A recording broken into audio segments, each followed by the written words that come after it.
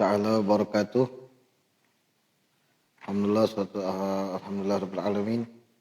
Allahumma salli ala sayyidina Muhammadin al-fatih lima ughliq wal khatim lima sabaq. Nasir al-haq bil haq wal hadi ila siratikal mustaqim wa ala alihi wa sahbihi haqqa qadrihi wa miqdarihi al-azim. Amma ba'du, alhamdulillah. Kita bisa lanjutkan lagi ta'lim kita dalam kitab Ajalatus Sifat ila Makarimul Akhlaq yang ditulis oleh Imam Al-Allamah Al-Habib Muhammad bin Abdullah Al-Haddad rahimahullah ta'ala wa nafa'anullah bihi bi ulumihi fid dharain amin. Terakhir kita ngebahas tentang al-aramil, yaitu ngebantu atau menolong janda-janda. Janda yang bagaimana? Yang jelas mereka yang membutuhkan pertolongan. Al-aula yang tua, yang lebih utama, yang sekiranya dia sudah nggak mampu lagi untuk apa-ngapain. Sekarang kita masuk ke bab iyadatul marid qala al-habib al-imam al-allamah Habib Muhammad bin Abdullah Haddad rahimahullah taala nafa'allahu bihi bi ulumi fi darin amin ila an qala iyadatul marid, menjenguk orang sakit. Qal tusannul iyadatu wa takhfifuha qala sallallahu salatu kulluhunna haqqun ala kulli muslim iyadatul marid wa syuhudul janazah wa tashmitul atis idza hamidallahu al-Bukhari fil adabil mufrad.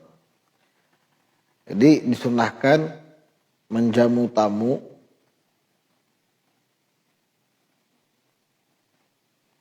sebagaimana sabda Nabi Muhammad SAW, ada 3 hal yang semuanya itu haknya seorang muslim atas muslim lain. Jadi kewajiban bagi setiap muslim untuk mengerjakannya untuk muslim lain. Apa itu yang pertama? Iyadatul marid, menjenguk teman yang sakit. Ini sunnah maksudnya, bukan wajib, maaf. Ini sunnah, menjenguk orang sakit. Kemudian syuhudul janazah, menyaksikan jenazah, maksudnya apa?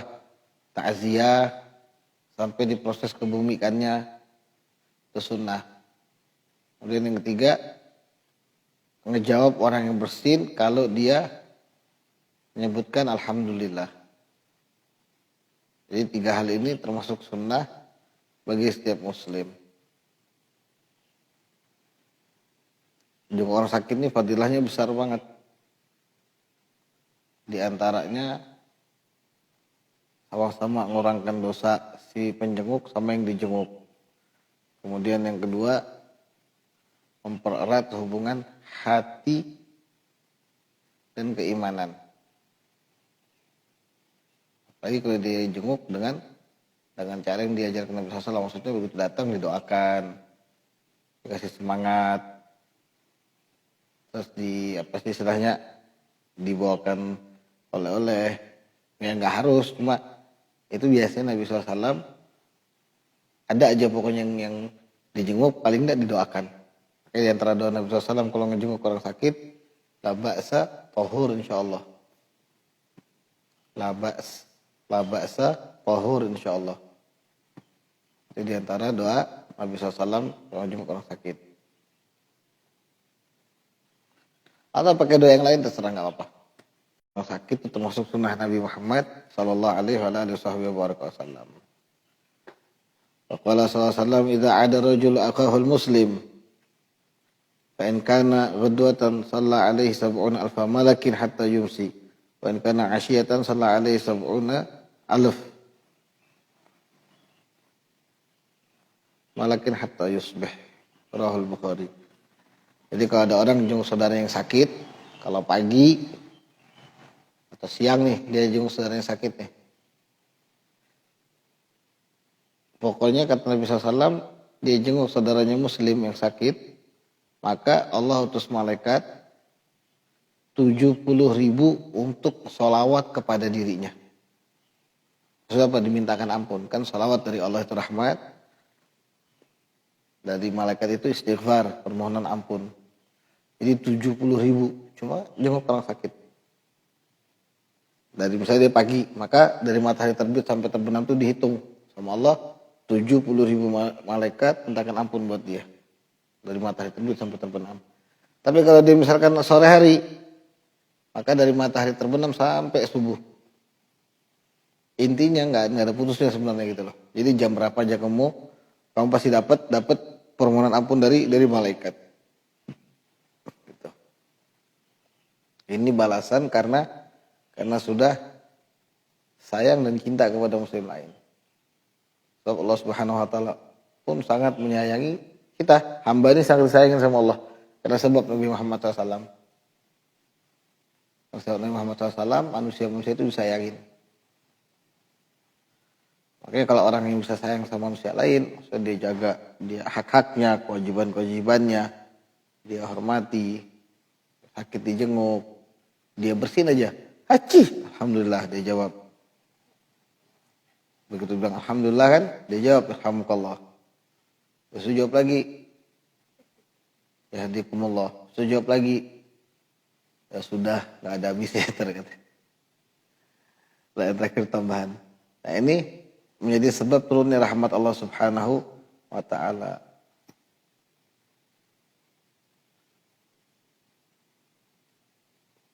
Terus juga dianjurkan kalau jenguk orang sakit itu jangan ngomongin masalah yang ya sekiranya bisa ngebuat dia patah semangat. Datang jenguk orang sakit. Itu nanti itu kena corona meninggal, tahu enggak? Ini jangan. Ini termasuk hal yang tidak dianjurkan. Kalau diingatkan, zikir yang banyak, selawat, istighfar, nggak apa-apa. Sakit ini penebus dosa, apapun tuh modelnya sebetulnya semuanya rahmat bagi kaum muslimin. Dia senang, dia sedih. Hasil sama dia ingat sama Allah, itu semua satu kemuliaan dari Allah sendiri. Sehingga nanti pasti ada turun rahmat, turun berkah, turun ampunan, turun yang terakhir bisa jadi turun ridho. Kita nggak tahu mana yang turun yang paling banyak. Jadi dianjurkan omong yang positif.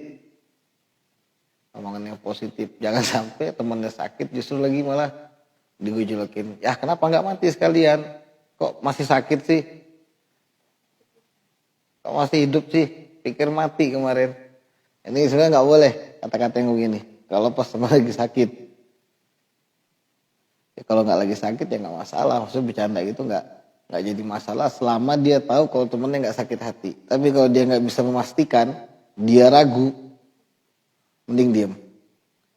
Sebab bercanda dengan saudara itu atau dengan teman yang sudah rasanya kayak saudara itu boleh sah-sah aja.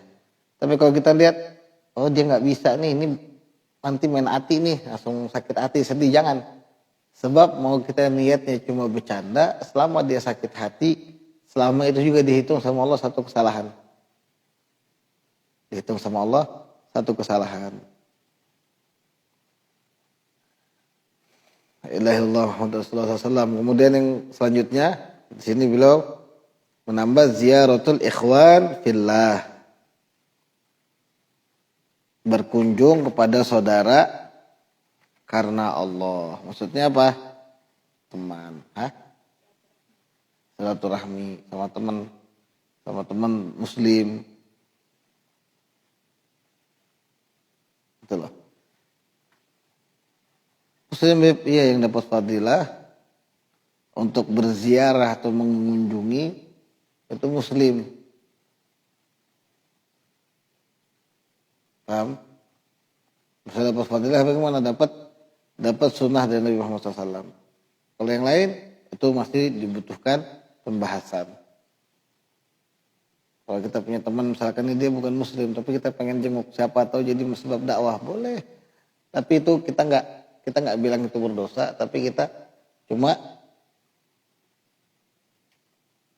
nggak tahu itu hukumnya sunnahkah atau mubah-mubah saja. Yang jelas tidak haram. Yang jelas nggak haram. Cuma untuk lebih detail itu perlu dibahas lebih. Jadi nggak boleh kita langsung bilang, oh enggak sunnah juga jenguk orang yang kafir, kan Nabi pernah. Itu butuh pembahasan. Karena nanti bisa jadi kalau memang kamu yakin dia bakal masuk Islam, sunnah. Kalau kamu nggak yakin, Kalau kamu asal-asalan yakinnya, kan kita kan gitu kadang-kadang, oh ini masuk Islam begitu nyampe semua enggak, kan asal-asalan. Artinya keyakinan kita belum pas, belum pas. Jadi itu masih butuh pembahasan. Jadi tidak enggak berdosa, enggak haram. Cuma kalau mau dibilang sunnah enggak berani, itu masih butuh pembahasan lebih di luar Muslim. Paham? Kemudian lanjutnya kita ziaratul ikhwan. Ngejenguk ikhwan atau saudara-saudara atau teman muslim. Itu juga termasuk sunnah. Qala sallallahu alaihi wasallam man 'ada maridan aw zara akhan fillah nadahu munadin am tibta wa taba mamsyak wa tabawwa'ta minal jannah manzila. Lalu kata Nabi Muhammad SAW, barang siapa yang menjenguk orang sakit atau menziarahi saudaranya muslim fillah karena sebab Allah, maksudnya kunjungan dia ke sana itu bukan untuk maksiat. Paham? Dia ngunjungin temennya bukan untuk yuk kita nyabu bareng, enggak. Ayo kita minum minuman keras bareng, enggak. Bukan itu. Pokoknya bukan untuk maksiat.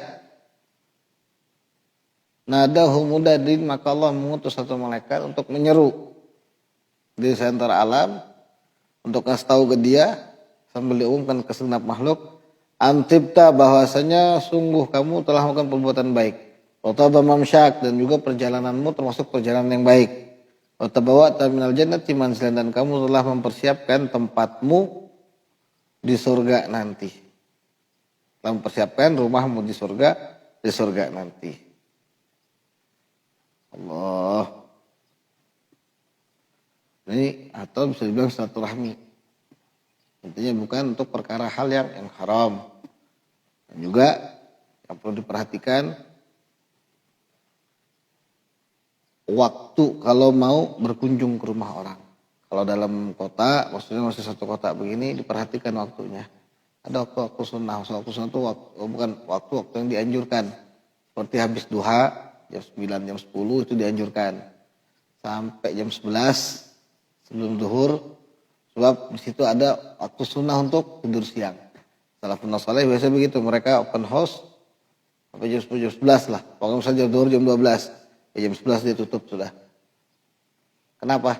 Karena dia mau istirahat qailullah. Apa fungsi qailullah? Biar dia kalau bangun malam nanti seger.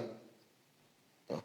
Kemudian perlu perhatikan lagi, atau kalau sore itu biasanya jam 4 habis asar sampai jam 5. Terus kalau perlu diperhatikan lagi mata, adab-adab dalam berziarah itu ada. Jadi bukan berarti datang Assalamualaikum duduk, habis itu nggak tahu waktunya, ini nggak boleh. Kecuali dapat izin itu diperbolehkan. Maksudnya diizin gimana? Aku mau ke sana, ya udah sini aja gitu. Paham? Kemudian yang perlu perhatikan lagi adab-adab saat di rumah teman. Walaupun dia ikhwan fillah, teman rasa saudara, itu harus ada adab, harus ada akhlak. Satu, jangan asal nyelonong.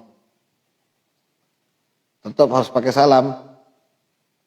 Mentang-mentang sudah akrab, oh ini teman rasa saudara misalkan. Atau begitu teman keluar asal nyelonong masuk ke dapurnya sampai ke kamarnya, naudzubillah. Ini nggak boleh. Kemudian kedua, jaga pandangan. Nggak boleh di rumah orang tuh celinguk, lirik-lirik, apalagi kalau ada keluarga perempuannya orang. Nggak boleh. Lirik. Kesannya baik kan dia ziarah nyambangin, tapi matanya lirik sana lirik sini. Entah dianya ada nafsu ataupun tidak, itu nggak boleh. Itu bukan akhlak orang yang berziarah. Apa tujuanmu datang sini silaturahmi, nyambangin, ngobrol? Matanya jangan sana kemari, lihat-lihat dulu. Ngobrol lirik sana kemari, itu nggak boleh. Kemudian waktu ziarah harus pakai waktu, maksudnya bagaimana? Jangan losdol. Semau-maunya, nggak ada tujuan pasti. Berjam-jam orang nggak sempat qailullah, orang nggak sempat sholat zuhur. Zuhurnya mepet, akhir sampai 2:30. Ini nggak boleh juga. Atau pas asar, akhir sampai deket maghrib, orang sudah adzan dia belum pulang atau baru mau pulang. Ini juga termasuk bukan adab yang sempurna dari mengunjungi teman. Saya ajak ke, boleh nggak sholat bareng kita ya, silahkan. Kadang kan ada tamu yang nggak mau sholat, diem aja adzan, diem aja jadinya, malah sih ngomong. Dia nggak mau sholat gitu loh. Jadi kalau sudah begitu itu bahaya. Segera diubah. Makanya kalau di pondok itu nggak ada, kita nggak pernah bilang fulan bin fulan tidak punya adab, tapi cuma kurang adab. Kenapa? Karena masih butuh terus belajar untuk jadi lebih baik. Jangan nanti begitu dengar nih, wah disindir Habib mau nonton live misalkan. Kan anak sering banget tuh datang ke rumah ini semua, lirik sini, wah Habib nyindir lagi atau misalkan apa. Lah ini adab. Kita nyampaikan pun sedih sebenarnya, karena kita sendiri nggak seperti itu. Cuma harus disampaikan. Paling tidak ada satu kebahagiaan kalau sudah nyampaikan. Kalau Rasulullah mandala ala khairin falahu mislu ajri fa'ilihi. Siapa yang nunjukin satu kebaikan kemudian dikerjakan orang lain, maka dia ngedapetin pahala seperti orang yang ngerjakan tanpa mengurangi si pelaku. Zen, enak. Seenggaknya itu jadi amal sampingan, tambahan. Orang kerja aja kita butuh kerja sampingan biar dapat duit tambahan, penghasilan tambahan. Masa amal enggak? Cuma mengandalkan yang wajib. Ya kalau yang wajib dibalas sama Allah pasti. Sedangkan yang wajib aja gitu banyak kurangnya. Apalagi mau meninggalkan. Orang kerja aja kan pinter banget itu hitungannya. Aku kerja, harus kerja. Kalau enggak gajiku enggak turun, nanti dipotong ini semua. Takut banget dia gaji dipotong, tapi dia enggak pernah takut kalau kewajibannya itu dia tinggalkan. Dengan dalih, nanti aku tobat kok gampang. Kapan? Walaupun nggak masalah, kamu tobat, maksiat, tobat, silahkan. Tapi yang jadi pertanyaan, mau sampai kapan begitu? Karena nanti ada saatnya kamu mati. Iya kalau pas matinya dalam keadaan lagi tobat, kalau pas lagi maksiat. A'udzubillah. Bahkan Nabi SAW pernah bersabda, man taba tsumma asallah, tsumma taba tsumma asallah. Kalau siapa yang bertobat, kemudian maksiat, kemudian tobat lagi, kemudian maksiat lagi, fakaan namanya yastahzi billah, atau kama qala sallallahu, seakan-akan dia lagi ngolok-ngolokin Allah. Ada hadisnya. Itu kalau nggak salah di Faidul Mukhtarah apa di Muqasyafatul Qulub, belum pernah baca. Makanya ngeri. Kadang-kadang kita nggak sadar seperti itu. Mungkin ini yang maksudnya, nanti aja lah bisa tobat lagi. Bukan dia memang belum benar pengen tobat. Tapi soalnya ada pendapat bilang begini, kamu maksiat terus tobat sama Allah, kamu maksiat terus sholat jangan takut, jangan khawatir. Ya itu mungkin bukan buat untuk main-main, tapi dia benar-benar tobat, tapi dia nggak bisa tinggalkan maksiat. Ya itu silahkan, tobat maksiat. Tapi kalau dia bisa, filhal dia segera bisa, atau paling tidak dia saat itu mampu untuk tinggalkan, mumpung ada kesempatan. Jangan nanti. Ini yang kadang kita suka lupa. Keasikan sama pikiran kita, nggak apa-apa, ini baik kok. Ini benar kok. Aku nyambangin temanku, habis Isya dia datang ke rumah temannya. Pulang 2:30. Oke, aku pulang 2:30 subuh, akhirnya nggak ada yang subuhan. Ini kasihan. Makanya abang sendiri sekarang kan orang mau ke rumah silahkan, tapi jam sekian namanya istirahat. Sebab abang nggak mau kewajiban abang sama kewajiban si tamu itu berantakan. Kenapa? Abang sama dia sama-sama punya kewajiban di hadapan Allah. Sama-sama wajib sholat subuh, entah itu sempurna atau enggak, tapi tetap itu kewajiban. Orang kerja aja kita masih ngarepin gaji kok. Masa sama Allah kita nggak ngarepin pahala, nggak ngarepin ampunan, nggak ngarepin apa-apa? Kan bahlul, minta rahmat, doain ya aku dapat rahmat, dapat berkah. Tapi subuhnya ketinggalan, subuhnya ditinggal sengaja lagi. Kenapa kok kita bilang sengaja? Dia tidur jam 3 malam. Dia tahu kalau dia tidur jam segitu dia nggak bakal bangun subuh. Itu namanya sengaja. Tapi kalau dia emang bisa bangun subuh, dia begadang nih. Dia biasanya bangun kok, subuh itu biasa bangun misalkan. Tahu-tahu nggak bangun, bangunnya 8:30. Itu nggak dihitung dosa. Nggak dihitung sengaja. Karena dia biasanya bangun. Tapi kalau dia nggak biasa, tidur jam 3 subuh, jangan harap sudah ini udah nggak sanggup. Itu jangan tidur. Tunggu aja nanti sampai subuh. Nah begitu juga bertamu. Ziarah ke tempat teman. Tadi itu mesti ada adab-adabnya. Perhatikan waktunya. Kemudian tidak mengucapkan kecuali perkataan yang baik. Kemudian lagi datang ke sana sesuai dengan hajat. Toh kalau nggak ada hajat, niatkan silaturahmi, berarti secukupnya aja. Yang penting ngeliat dia sehat, ini semua, udah bisa tinggal pulang. Gitu loh. Jangan terlalu lama.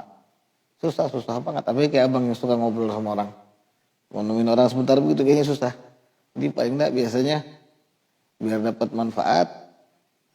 Jadi kita sambil apa kayak sambil ngobrol-ngobrol, bahas apa atau ya, sekedar sharing gitu loh. Itu juga untuk biar manfaat waktu. Faqala sallallahu imshi mailan ud maridan imshi mailan aslih bainasnain imshi terasa amyal zur akhun fillah. Kata Nabi SAW, jalan 1 mil, kunjungi dalam 1 mil nih. Kalau ada yang sakit, sambangin. Habis itu, imshi mailan, jalan 2 mil. Kalau ada yang berantem, aslih bainasnain.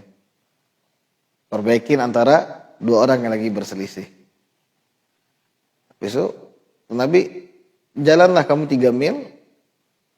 Kalau ketemu saudara kamu, muslim, zur akhun fillah, ziarahi dia.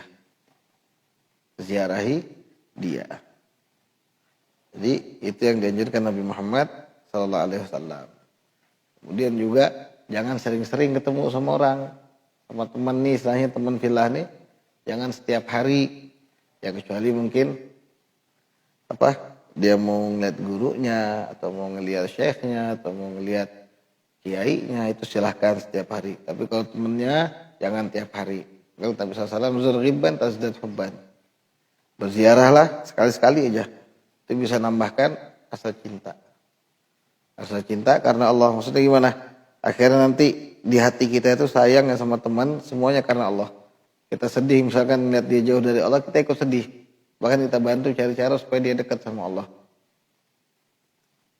Dia lagi dekat sama Allah, kita semangat ngikutin dia. Ini cinta karena Allah.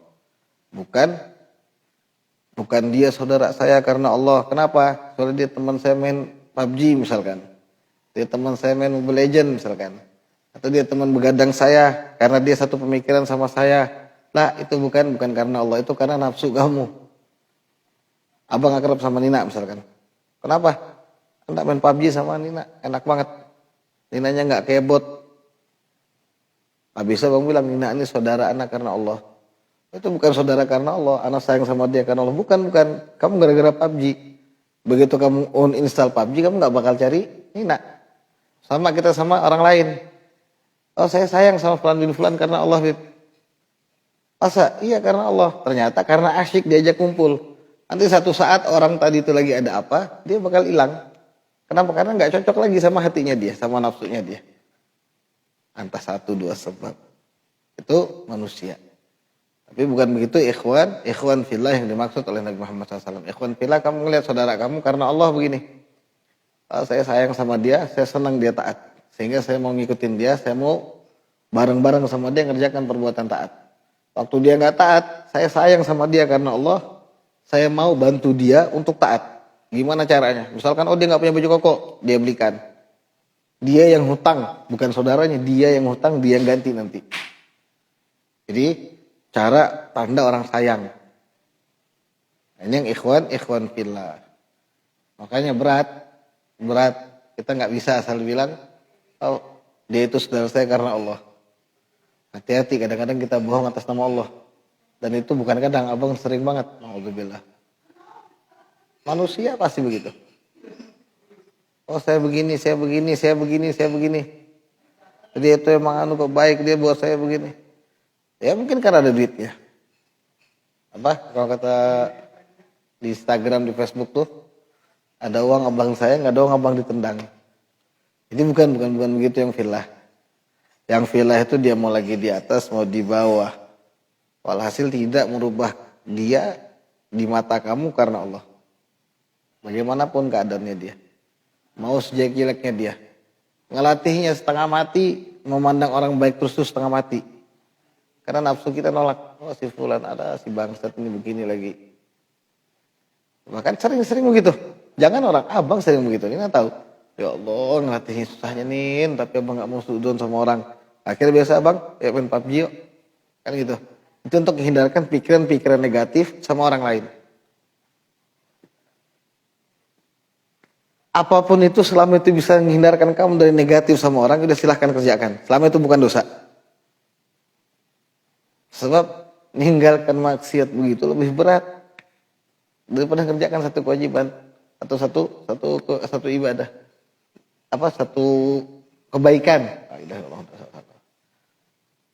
Misalnya mulai mau biasa perempuan-perempuan nih ngumpul. Ya Allah, Kaipah jadikan aku saudara Kaipah karena Allah ya. Salam. Iya. Insyaallah Allah kumpul kita di dunia dengan rahmat, Allah kumpul kita di akhirat dengan rahmat. Pada saat Kaipah dinanya ini kena musibah misalkan. Entah ada fitnah atau ada apapun itu atau pas kebetulan butuh duit, benar-benar butuh, sudah nahan misalkan berhari-hari. Ini saudara tadi nih.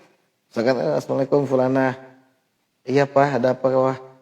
Bisa nggak pinjam duit? Sedikit aja, ini udah seminggu misalkan susu Jenab nggak ada.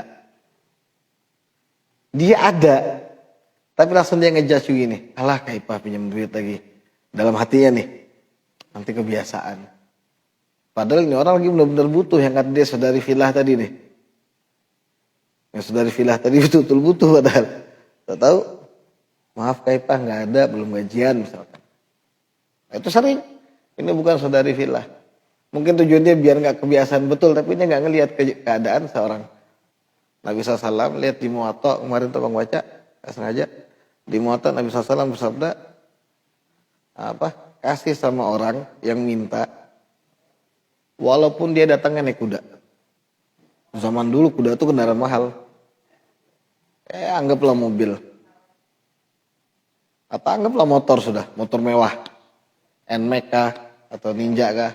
Nabi bilang sama Siti Aisyah, wahai Aisyah kalau ada orang datang minta-minta, walaupun dia naik kuda kasih. Naik kuda. Kenapa? Karena kita nggak tahu hajatnya itu benar atau enggak, itu urusan dia sama Allah. Tapi intinya kita ngasih dia itu ikhlas. Ini bukan siapa-siapa, sekedar kaum muslimin, apalagi dia yang katanya sahabat fillah, teman fillah. Yang mana fillah? Sekedar pas lagi ngumpul, nimbrung bareng, foto-foto, pasang posting, habis itu bubar. Didoakan nggak pernah, diingatkan nggak pernah. Yang ada disindir iya, digibahin iya, di depan lain, belakang lain. Lah kita nggak bilang dia munafik, nggak. Tapi ini sifat manusia biasanya begitu. Maka sahabat fillah itu sahabat yang seperti Nabi SAW ajarkan kepada sahabat-sahabat lainnya. Nabi ngasih contohnya bagaimana, sahabat pun menyontohkan ke tabiin bagaimana, tabiin nyontohkan bagaimana. Akhirnya sampai kepada ulama sekarang kita. Kita lihat orang soleh kita, guru kita tuh. Mereka punya sahabat-sahabat tuh kalau udah ketemu Masya Allah. Saling mendoakan, ketawa, farhan, kayaknya seneng lihatnya gitu loh. Mereka ketemu itu jadi sebab rahmat turun. Itu biasa sahabat fillah. Jadi ikhwan fillah itu kalau sudah ketemu itu rahmat turun. Ya Allah, Masya Allah, lama ya nak dulu kan misalkan. Saya gitu di pondok tuh. Tapi begitu ketemu asik ngomongnya, terus nggak jauh-jauh mereka saling mendoakan kok pasti. Nah ini maksudnya rahmat turun. Bukan kayak tadi kan ketemu cekrek foto ini semua posting, habis itu lupa, sampai rumah nggak didoakan, dilupain. Begitu ada hajat, aduh maaf. Padahal dia mampu bantu. Lah, ini bukan sahabat fillah. Terus dia nggak bisa peka sama saudaranya. Ini namanya ikhwan fillah ini, dia paling enggak ada sedikit rasa peka ngelihat, oh ini belum makan nih. Sudah paling enggak ditanya, sudah makan belum? Alhamdulillah misalkan. Sudah Pak? Pak sudah alhamdulillah. Gimana sehat? Gimana taklimnya? Gimana? Ini semua anak-anak sehat? Udah bisa apa? Misalkan kan ditanyain. Habis itu aktif di mana aja misalkan. Ini sahabat fillah karena ngedukung dia untuk betul-betul nyampe sama Allah. So, datang cekrek, foto cekrek. Wah ini sahabat saya fillah. Akhirnya begitu kena musibah lah, dia bukan teman saya, enggak kenal, enggak akrab. Jadi itu namanya ikhwan fil hawa. Itu saudara menurut hawa nafsunya dia. Ya sesuka hatinya. Waktu dia senang, ini emang baik banget ini Masya Allah. Tapi begitu dia gak senang, lah dia bukan. Apaan bangsat itu anjing. Oh di belakang paling jago ngomonginnya. Begitu ketemu nyindirnya Masya Allah. La ilaha illallah Rasulullah. Ini manusia. Belajar akhlaknya sakit rasanya hati. Kayak ditampar-tampar. Makanya di pondok itu, kalau sudah dibilang galil adab, bingung, penasaran adab itu gimana sih? Ternyata begini rasanya. Begini rasanya adab ya. Jadi dari awal kita baca Ajalatul Sibak ini sampai bab Ziyaratul Ikhwan, rasanya sakit banget. Semuanya lepas. Paham? Hampir nggak ada kayaknya di diri abang sama sekali. Tapi ala kulli hal dan bitaufik, Allah kasih taufik, hidayah, inayah supaya kita bisa ngamalkan semua. La ilaha illallah sallam. Segini aja dulu cukup kali ya. Yang lebihnya mohon maaf. Wa'alaikum minkum. Mudah-mudahan Allah beri kita taufik, hidayah, inayah sehingga kita bisa ngamalkan saudara kita, anak kita semua menjadi orang yang berakhlakul karim, akhlak Nabi Muhammad SAW, termasuk orang yang dicintai Allah dan Nabi Muhammad SAW. Dan mudah-mudahan termasuk orang-orang yang senantiasa dibanggakan Nabi Muhammad SAW dunia sampai akhirat. Orang-orang yang berhak dapatkan syafaat Nabi Muhammad SAW sampai akhirat. Amin ya rabbal alamin. Assalamualaikum warahmatullahi taala wabarakatuh. Assalamualaikum warahmatullahi wabarakatuh.